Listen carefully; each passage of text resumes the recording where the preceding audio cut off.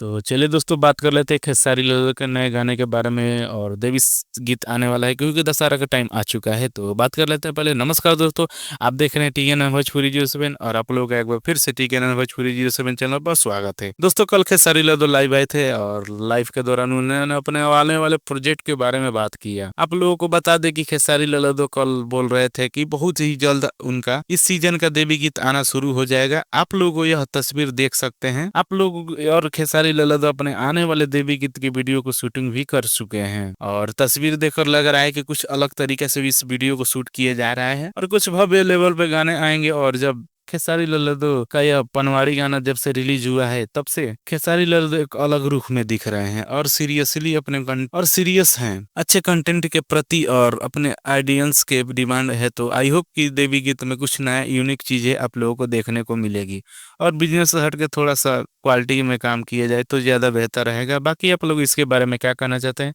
हमें नीचे comment box में जरूर बताइए। बाकी मैं मिलूंगा आप लोगों को अगले वीडियो में, तब तक के लिए जय हिंद जय भोजपुरी।